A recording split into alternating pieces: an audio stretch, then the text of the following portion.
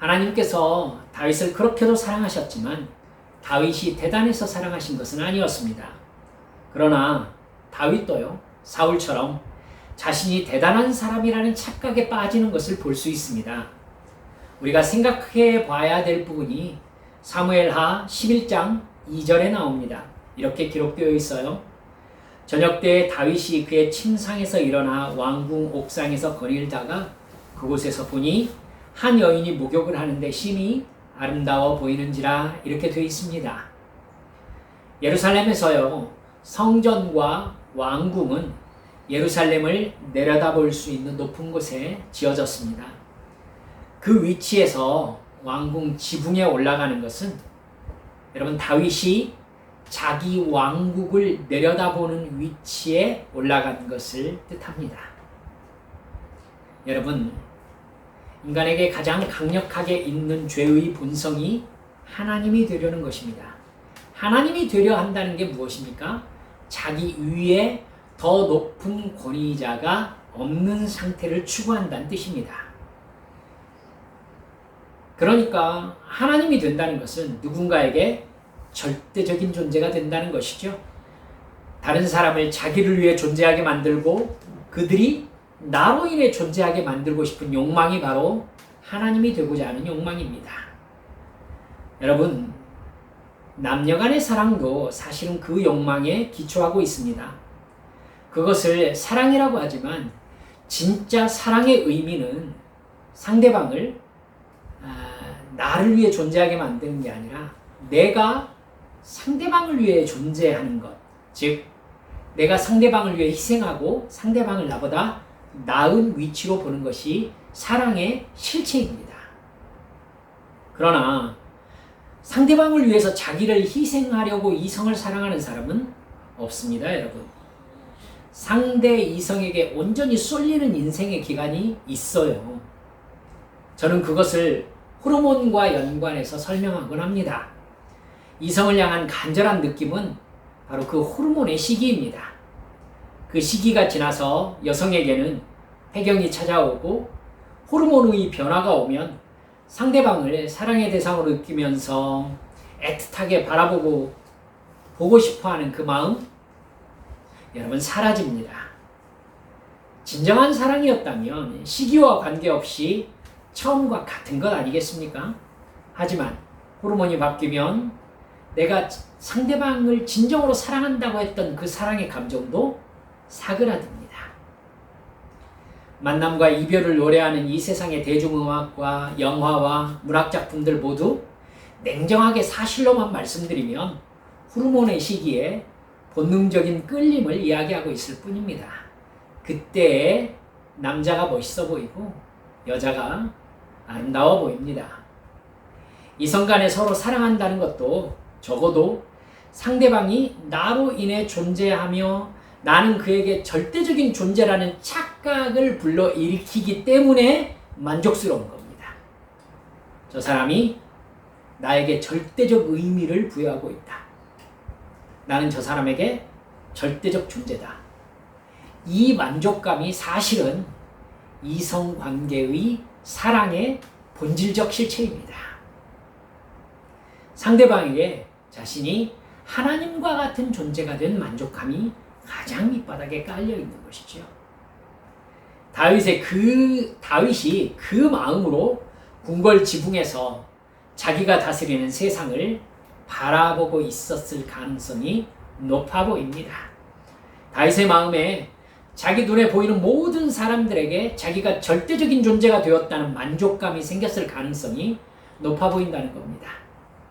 다윗은 왕궁 지붕에서 자신이 하나님이 된 것 같은 인간 죄성의 만족감을 누리고 있었을 가능성이 충분해 보입니다. 이건 하나님이 사울을 바라보시면서 그토록 싫어하셨던 마음입니다. 사울이 그 마음의 만족감을 누리려고 하나님의 말씀에 순종하지 않고 자기 뜻대로 움직였었거든요. 그런 다윗의 영적 상태에서 바라보았던 밧세바의 알몸이었던 겁니다. 11장 2절 끝에 나오듯이 심히 아름다워 보일 수밖에 없었겠지요. 아마 정말 하나님과의 관계에 온전히 밀착되어 있고 하나님 앞에 다윗이 정말로 겸손한 마음이었으면 이 왕국이 자기 것입니까? 자기가 맨 처음부터 왕이었습니까? 양측이었잖아요. 하나님께서 세워주신 그런 위치입니다. 그런데 이제 자기가 왕이 되어서 이 모든 왕국이 나의 것이다? 느부갓네살이 왕궁에 올라가 가지고 바벨론 성을 내려다보면서 가졌던 마음이잖아요. 그렇죠? 그래서 내가 이 왕궁의 주인 아니냐라고 했을 때 하나님이 뭐라고 하셨습니까? 느부갓네살이여 너에게서 왕권이 떠났느니라. 여러분 다윗이 느부갓네살과 별로 다르지 않은 마음으로 왕궁 위에서 밑을 내려다보고 있었던 겁니다. 아마 진짜 겸손한 마음이었으면 거기 올라가지도 않았을 것이고 설사 자기 눈에 그 여인이 목욕하는 모습이 보였으면 얼른 눈을 돌리고 내려갔을 법도 하지 않습니까? 근데 다윗은요 뜻밖의 행동을 하죠. 사람을 보내서 그 여인이 누군지 알아봅니다. 여러분 누구면 뭐 할 건데요? 네? 누구라면 어떻게 할 건데요? 왕후가 셋이고 후궁들도 많이 있는 사람입니다. 여러분 깨달으십시다. 마음을 성령께서 지배하지 않으면 인간은 곧바로 하나님이 되려고 하고 그것은 영적으로 죄를 짓는 겁니다. 여러분 죄를 지으면 영적으로 어리석어진다는 것을 절대 잊지 마시기 바랍니다. 오늘 그 어리석음에 대해서 여러분들과 말씀을 나누려고 하고 있어요. 하나님의 사람이 어리석어지면요 영적으로 하나님을 욕되게 하는 바보 같은 짓을 합니다. 다윗이 바세바를 취하고 그의 남편을 죽였던 사실은 하나님을 욕되게 하는 일이었습니다. 그래서 사탄에게 하나님을 비방할 거리를 준 일이었던 겁니다. 하나님께서는 12장에서 범죄한 다윗에게 칼이 내 집에서 떠나지 않을 것이며 내가 네 집에 재앙을 일으킬 것이다 라고 징계의 선언을 하셨습니다. 그리고는 곧바로 13장에서 너무하다 할 만큼 너무한 게 아니죠. 하나님이 하시는 일이 너무한 게 어디 있습니까? 네, 참 야속하다고 할 만큼 하나님께서 작정하신 일이 무심하게 진행되는 걸 볼 때가 있습니다. 여러분 13장에서 바로 그렇게 하나님의 징계가 진행되는 모습이 발생합니다. 우리가 잘 알고 있는 다윗의 첫째 아들 암논과 다윗의 셋째 아들 압살롬의 여동생 다말과의 사이에서 일이 발생하는 겁니다. 암논은 이스라엘 여인 아히노암에게서 낳은 아들이라고 나옵니다. 압살롬은요 엄마가 달라요. 이웃나라 그수르 왕 달메의 딸 마아가에게서 낳은 아들이었습니다. 아무래도 그러니까 그 정략 결혼인 거죠. 다윗이 이웃나라의 공주와 결혼해가지고 낳은 아들이 압살롬이었고 그리고 압살롬의 동생 다말이었던 겁니다. 아무래도 왕의 아들 딸들은 용모가 뛰어날 가능성이 많지요. 압살롬은 이스라엘에서 가장 미남이었습니다. 그의 여동생 다말 역시 아름다운 여인이었다라고 성경에서 굳이 용모를 이야기하고 있습니다. 어머니가 다르지만은 분명히 아버지가 같은 가족이지 않습니까? 근데 암논은 이 여동생을 향해서 성욕을 품게 되었던 겁니다. 이건 분명히 잘못이라는 걸 자기도 알고 있기 때문에 어쩔 줄 몰라요. 그러나 암논에게는 친구가 있었죠. 요나답이라는 간교한 친구의 말을 듣고 다말을 자기 집으로 끌어들여서 강간을 해버립니다. 암논은 자기의 성적 욕구가 채워지자 다말을 쫓아내버렸습니다. 더 나쁜 짓을 한 것이죠. 이 일은 비밀이 될 수가 없었습니다. 다윗 왕의 귀에까지 들어가고 말았습니다. 여러분이 다윗 왕이라면 어떻게 하시겠습니까? 이건 율법으로도 범죄였고요. 조치를 취하지 않으면은 다윗 왕에게도 그 후대에게도 흠이 될 사건이었어요. 후대가 암논 왕세자였기 때문입니다.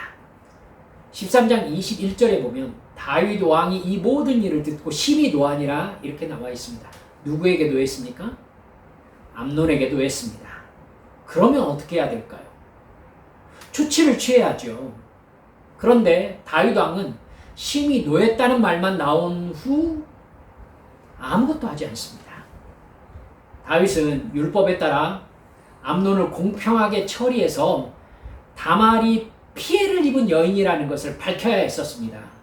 그래야 여러분 다말이 처녀로서의 위치를 회복하고 결혼을 할 수가 있지 않습니까? 또한 오라버니 압살롬의 분노를 처리해줘야죠. 그렇죠? 그러나 다윗은 분노하고 아무것도 하지 않습니다. 다윗이 이렇게 분별력 없이 어리석게 행동한 적이 있었습니까? 그렇습니다. 여러분, 밧세바의 일대의 영적 어리석음이 다윗에게 완전히 가셔지지 않은 것입니다. 마음이 완전히 상한 압살롬은요, 치밀하게 복수를 준비했습니다. 2년 후에 압살롬은 자신의 양털을 깎는 행사에 왕과 왕자들을 모두 청했습니다. 암논을 죽이기 위해서 치밀하게 준비된 각본이었어요. 왕자들을 모두 청했습니다. 여러분, 다윗의 둘째 아들이 다니엘이라고 나오는데요. 이 사람에 대한 기록이 거의 없습니다. 그러니까 첫째 아들 암논, 둘째 아들 다니엘, 셋째 아들이 압살롬입니다. 그래서 성경학자들은 아마 둘째 아들이 일찍 사망했을 가능성이 높다 이렇게 보고 있습니다. 그러면 그게 사실이라면 첫째 아들이 암논이고 둘째 아들이 그 다음 아들이 압살롬이 되는 셈입니다. 여러분 그러면 왕위 계승 서열에 있어서 암논 다음이 압살롬인 겁니다. 그 압살롬이 자기 양털 깎는 집안 행사에 아버지와 왕자들을 모두 초청한 겁니다. 암논을 죽이기 위해서. 여러분, 다윗 왕 아버지까지 청했어요. 이러면은 암논이 피할 수 없죠. 아버지가 간다면. 그러나 압살롬이 아버지가 올 거라고 생각했을까요? 그러지는 않았을 겁니다. 여러분, 개인의 양털 깎는 행사에 일국의 왕이 가는 것은 격에 맞지 않죠.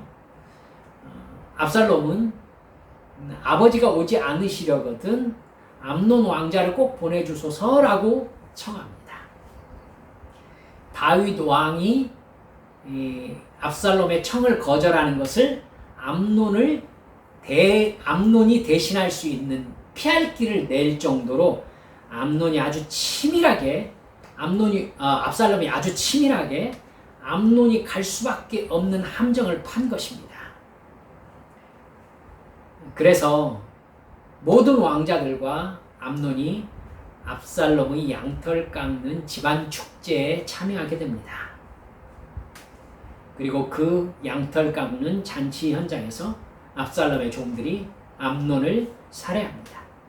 왕자들은 모두 왕궁으로 도망했습니다. 오늘 본문 말씀이지요. 다윗과 신하들이 왕자들이 모두 죽은 것으로 소식을 듣습니다. 그랬다가 암논만 죽었다는 소식을 듣습니다. 다윗과 신하들이 통곡합니다. 압살롬은 즉시 자기 할아버지의 나라, 외할아버지죠. 외할아버지의 나라 그술 왕 달메에게로 3년간 도망을 갑니다. 그술은 시리아 지역에 있는 도시입니다. 37절을 보면 다윗은 날마다 암논 때문에 슬퍼했다라고 나옵니다. 그러다가 39절에서는 이렇게 나옵니다. 다윗 왕의 마음이 압살롬을 향하여 간절하니 암논은 이미 죽었으므로 왕이 위로를 받았습니다. 여러분, 암논의 이름 뜻 말씀드렸죠. 평화의 아버지입니다. 다윗의 총애를 받은 왕자죠. 다윗은 암논이 죽은 충격이 가라앉자 암논을 죽인 셋째 아들 압살롬을 그리워하고 있습니다. 이게 다윗이 처리하지 못하는 혼자만 모르는 어리석음이에요. 여러분, 2년간 준비했어요. 형을 죽인 동생이라면 분명히 생각해야 될 게 무엇입니까? 그가 누구든 죽일 수 있는 잔인한 사람이라는 것입니다. 왕세자인 줄 압살롬이 모릅니까? 왕세자를 왕 앞에서 데려다가 자기 집안에서 죽여버렸어요. 그리고 자기는 도망가 버렸습니다. 여러분, 철없는 상황이 아니라 이 일을 계획했다고요. 그렇기 때문에 압살롬이 무슨 짓이든지 할 수 있다는 걸 다윗은 계산에 넣고 있었어야 돼요. 근데 다윗에겐 그런 분별력이 없는 겁니다. 다윗은 발생한 문제에 대해서 바세바 때부터 암논, 압살롬에 이르기까지 적절하고 객관적인 대처를 하지 않고 있습니다. 성경은 다윗의 감정에 대해서만 말하고 그가 하나님과의 관계에서 이 문제를 어떻게 처리했다는 말씀이 한마디도 없습니다. 요압 장군은요, 다윗 왕이 압살롬을 보고 싶어 한다는 걸 알게 됩니다.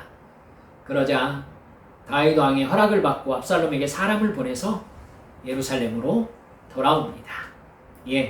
요압이 다윗과 압살롬 사이를 중재하려고 마음을 먹었던 것이죠. 14장 24절에서 왕이 이르되 그를 그의 집으로 물러가게 하여 내 얼굴을 볼 수 없게 하라 하매 압살롬이 자기 집으로 돌아가고 왕의 얼굴을 보지 못하니라, 이렇게 나옵니다. 압살롬이 돌아왔으나 다윗 왕은 압살롬의 얼굴을 보지 않습니다. 2년 동안 가택연금을 실시하는 거예요. 이건 또 무슨 경우일까요? 분명히 다윗이 압살롬을 데려오라고 허락해서 요압이 데려온 것입니다. 그런데 얼굴을 보지 않고 2년 동안 가택연금을 시켜버리면은 압살롬을 왜 데려오라고 하는 거죠? 혼자만 뭐가 잘못됐는지를 모르는 거예요. 압살롬 입장에서는 이럴 거면 왜 자기를 오라고 했는지 알 수가 없습니다. 즉, 다윗의 이 조치는 압살롬의 분노만 올려놓은 셈이 되어버렸던 겁니다. 압살롬은 자기를 데려온 요압 장군의 밭에다 불을 지릅니다. 자기를 찾아온 요압에게 압살롬이 말해요. 아버지 다윗 왕과 이렇게 지낼 바에는 차라리 날 죽여달라고 얘기해 주시오. 요압이 다윗에게 압살롬 왕자가 이렇게 얘기합니다 라고 얘기합니다. 그러니까 다윗이 그제서야 압살롬을 부르고 입을 맞추었다 라고 성경에 기록되어 있습니다. 그리고는 압살롬과의 관계에서 그 다음 얘기가 또 아무 말이 없는 거예요. 다윗 왕이 왜 이런 식으로 일하는지 알 수가 없습니다. 압살롬은 형을 죽일 만큼 대담한 사람입니다. 형은 여러분 다윗의 맏아들이에요. 이것의 의미가 얼마나 큰지 알고 있는데도 시행할 만큼 대담한 사람이라고요. 그러니까 압살롬과의 관계에서는 일에 맺고 끊음을 분명하게 하지 않으면 문제가 생기는 사람인 거예요. 그러나 다윗 왕은 그냥 압살롬을 내버려 둡니다. 결국 아버지 다윗 왕과 관계 회복이 불가능하다고 압살롬이 판단합니다. 그리고 이 나라에서 자기의 앞날을 기약하기 어렵다라고 생각한 압살롬이 그 다음에 하는 게 무엇입니까? 바로 치밀하게 반역을 준비합니다. 다윗 왕에게 재판을 청하러 오는 사람들을 자기가 미리 만나요. 그래서 뭐라고 하느냐면 다윗 왕에게는 너의 송사를 공평하게 처리해 줄 사람이 없다. 아버지를 비난하는 것이죠. 그러면서 앞으로 내가 재판관이 되어서 억울한 사람들에게 정의를 베풀길 원하노라. 이러면서 백성들의 마음을 산 것입니다. 아주 탁월한 작전이죠. 여러분, 재판을 청구하는 사람들은 자기의 억울함을 밝히고 싶어서 오는 사람들이죠. 그렇기 때문에 말을 하는 사람들입니다. 그러니까 이 사람들의 마음을 얻어두면은 이 사람들이 돌아가서 말을 하고 여론을 형성한단 말이죠. 압살롬은 그것을 꿰뚫어 보고 있습니다. 그들의 입을 통해서 다윗 왕을 깎아내리고 자기의 존재감을 한껏 키우는 것입니다. 15장 6절에 보면 심각한 상황이 언급되고 있습니다.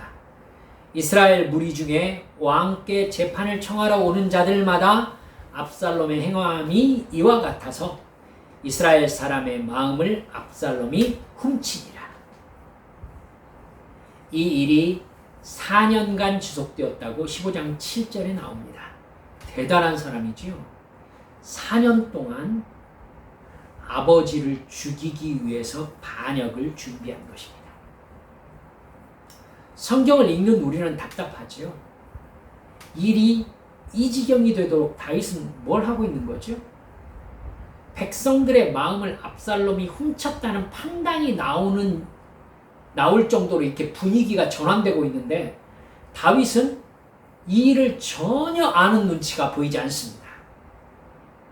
압살롬은 암논을 죽인 후 3년 동안 할아버지 아버지 나라에 가 있다가 아버지는 아니죠. 할아버지 나라에 가 있다가 외할아버지 나라에 가 있다가 예루살렘에 돌아와서 2년간 가택 연금되었습니다. 그리고 이때 자기가 아버지 다윗 왕에게 어떤 존재인지 앞으로 어떻게 처신해서 자기 미래를 준비해야 될 것인지 계산했을 것입니다. 아버지 다윗 왕과는 더 화해할 수 있을 만한 가능성이 없어 보인다라는 판단이 내려졌을 때 압살롬은 4년 동안 작정하고 아주 치밀하게 반역을 준비합니다. 아무리 적어도 4년 동안은 아버지 다윗을 죽이고 자기가 왕이 되어야 되겠다고 노골적으로 마음먹고 준비한 시간이잖아요. 적어도 다윗 왕이 하나님과 친밀한 관계 속에서 깨어 기도하는 중이었다면 이건 제 개인적인 생각입니다만 압살롬으로부터 발생한 문제와 분위기를 눈치채지 않았을까라는 생각이 저는 듭니다. 이렇게 전혀 모르고 있을 수가 있나요? 그러나 나머지 11지파가 다윗으로부터 백성들의 마음을 진짜 나머지 11지파의 마음이 압살롬에게로 다 돌아갔잖아요. 그렇게 될 때까지 다윗 혼자만 상황을 모르고 아무런 대처도 없고 아무런 처리도 못한 채 그냥 막 얘기하면은 너무너무 어리석어 보이는 모습으로 상황에 밀려가고 있는 모습을 보여주고 있습니다. 여러분, 사무엘상 18장 14절에서 16절 보면 이렇게 기록되어 있습니다. 다윗이 그의 모든 일을 지혜롭게 행하니라. 여호와께서 그와 함께 계시니라. 사울은 다윗이 크게 지혜롭게 행함을 보고 그를 두려워하였으나 온 이스라엘과 유다는 다윗을 사랑하였으니 그가 자기들 앞에 출입하기 때문이었더라. 여러분, 이 성경 말씀이 지금 다윗의 무엇에 대해서 얘기하고 있어요? 다윗의 지혜에 대해서 얘기하고 있어요. 사무엘상 23장 22절을 보면요, 사울 왕이 다윗을 추격할 때에 자기에게 다윗의 위치를 밀고 한 사람들에게 이렇게 얘기합니다. 어떤 사람이 내게 말하기를 그는 심히 지혜롭게 행동한다 하나니 너희는 가서 더 자세히 살펴서 그가 어디에 숨었으며 누가 거기에서 그를 보았는지 알아보라. 사울도 잘 알고 있었어요. 다윗이 아주 지혜롭게 행동한다는 것을. 여러분, 다윗이 하나님과 함께 동행할 때 다윗은 누구나 알고 있는 지혜로운 사람이었습니다. 백성들이 다윗이 지혜롭게 행함을 보고 다윗을 사랑했을 정도였습니다. 사울이 그 모습을 보고 두려움을 가질 정도였지요. 그러나 그가 밧세바의 일 때문에 하나님으로부터 징계의 선언을 받은 다음에 다윗은 이상하게 둔하고 어리석고 바보 같아 보입니다. 이게 바로 죄의 결과라는 사실을 우리 한빛가족들은 절대 잊지 말아주시기를 바랍니다. 하나님의 사람들을 멍청하고 바보 같게 만드는 가장 큰 요인이 무엇입니까? 여러분, 죄입니다. 죄입니다. 죄는요, 하나님의 자녀들을 바보로 만듭니다. 그 죄에서 빠져나와서 그 죄로부터 거듭나야 돼요. 제가 거듭나야 한다는 말을 쓰는 것에 대해서 여러분 오해하지 않고 계시죠? 여러분, 처음 구원받아야 된다, 그 의미가 아니라 거듭남은, 구원은 지금 구원받아야 한다. 과거에 구원받았고 지금 구원받아야 하고 미래에 구원받을 것입니다라고 우리는 구원을 알고 있죠. 따라서 과거에 거듭났지요. 지금도 거듭나고 있어야 하고 앞으로 완전히 거듭날 것입니다. 그런 의미에서 여러분, 지금 우리는 죄와 싸워서 지금도 거듭나고 있어야 된단 말입니다. 죄와 떨어져야 돼요. 죄로부터 거듭나야 합니다. 죄를 밀어내버려야 합니다. 죄를 반복하지 않아야 합니다. 하나님께 더 가까이 붙어야 됩니다. 죄에 대한 지향성이 내가 너무 강한 사람이라는 것을 깨달았거든. 여러분, 나는 언제든지 그 죄에 넘어갈 가능성이 상당히 높은 사람이라는 걸 늘 신경 쓰면서 죄에 대해서 신경을 쓰고 있어야 돼요. 여러분, 이기려면 어떻게 해야 됩니까? 하나님께 더 가까이 붙어야죠. 더욱더 가까이. 더 기도하고, 더 말씀 보고, 더 하나님을 예배하면서 주님과 가까워야 합니다. 그래서 여러분, 내가 취약한, 반복할 가능성이 높은 죄가 나에게 반복되지 않도록 성령께 붙잡힌 삶을 살아야 된단 말이죠.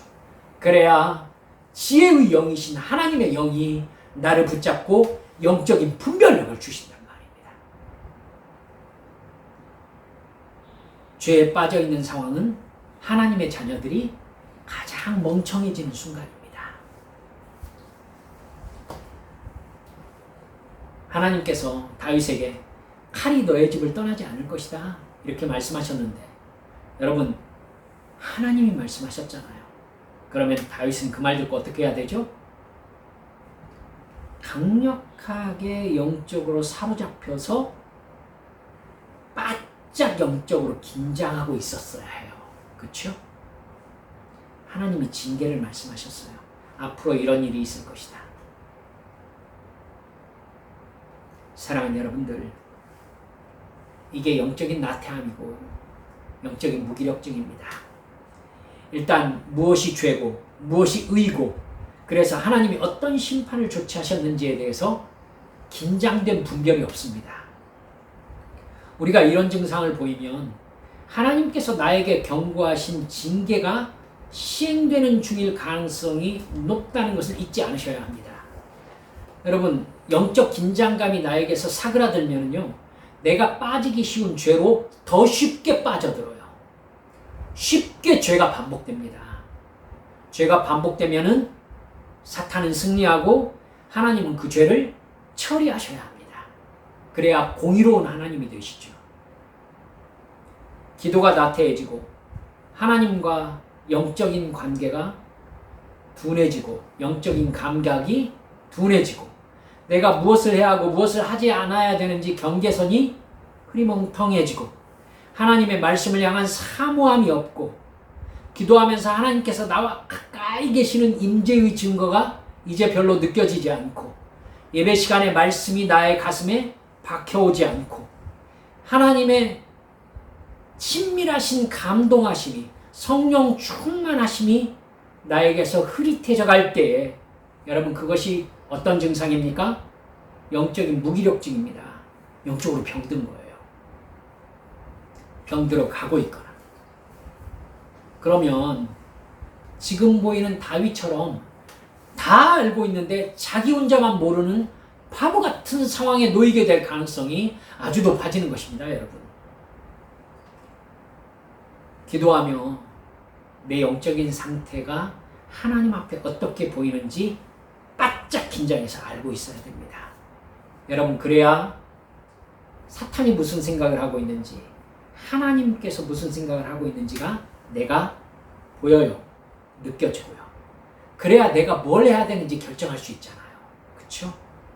여러분, 이렇게 하나님의 뜻을 분별하는 이 분별이 우리의 변함없는 기도 생활과 말씀을 찾아 읽고 하나님의 이름을 부르는, 하나님을 가까이 느끼고자 하는 영적 긴장감에서 하나님의 지혜가 우리에게 부어진다는 걸 절대 잊지 않으시고, 이런 다윗의 실수들을 통해서 우리 하나님과의 관계가 더 친밀한 영적인 성장이 우리 성도들에게 있으시기를 주님의 이름으로 축원합니다. 우리 함께 기도하십시다. 사랑하는 여러분들, 제가 하나님의 뜻을 떠나서 죄를 지을 때 왜 없었겠습니까? 교만에 빠졌을 때 왜 없었겠습니까? 내가 상당히 잘난 줄 알 때 왜 없었겠습니까? 다른 사람이 나를 좋아해주고 나를 사랑해주고 나를 의지해주고 이것이 당연하다고 할 만큼 내가 좀 괜찮은 사람이지 라고 생각 안 했겠습니까? 제가 큰 죄인입니다. 저는 그때 고백하기로는 제가 가장 멍청했습니다. 여러분, 교만하면 멍청해집니다. 지붕에 올라가서 역시 하면서 자기에게 반하는 순간이 제일 멍청한 순간이에요. 다른 사람들이 나에게 박수치면서 환호를 보낼 때에 역시 바로 그때가 가장 멍청한 순간이에요. 우리 한빛 성도들과 저는 절대 이런 영적인 상태에 들어가지 마십시다. 주여, 저의 생명의 주인이 우리 주님이십니다.